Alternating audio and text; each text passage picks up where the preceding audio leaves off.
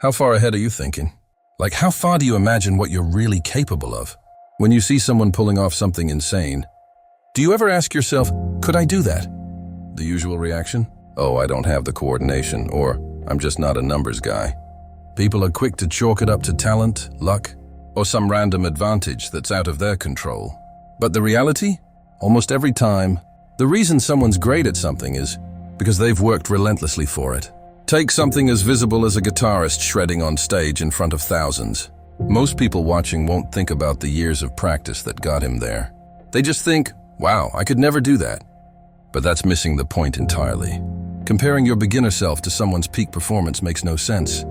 It's like saying, I could never be that guy, without considering the time and effort it took for him to get there.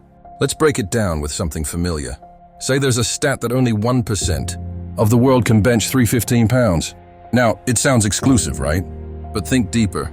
How many people actually try to bench that? Maybe 10% of the population, and of those, maybe only 3% are training hard, consistently with real effort. When you boil it down, that elite 1% is just the ones who put in the serious work, week after week, who don't give up. It's not magic, it's effort, consistency, and commitment. People who have impressive results aren't just the lucky ones. They're the ones who put in the time. The more you can lock into that mindset, the more you improve even the smallest parts of your routine, and the closer you get to where you want to be. Working out isn't about magical talent, it's about showing up. Sure, there are prodigies out there, but for most of us, those doing impressive things are the ones doing everything it takes to get there. So when someone thinks 2 hours in the gym every day is unreasonable, maybe getting serious results just isn't for them.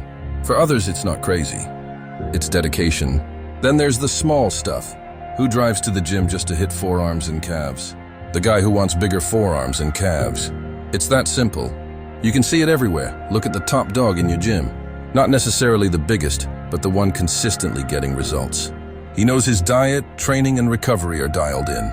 That consistency over time isn't magic, it's just work. The whole process of working out is long-term accumulation, where every day you show up, you're adding another tiny step forward. Even if each day is a small fraction of progress, over time, those efforts compound. One day doesn't show much, but fast forward a year or two, and the results are undeniable.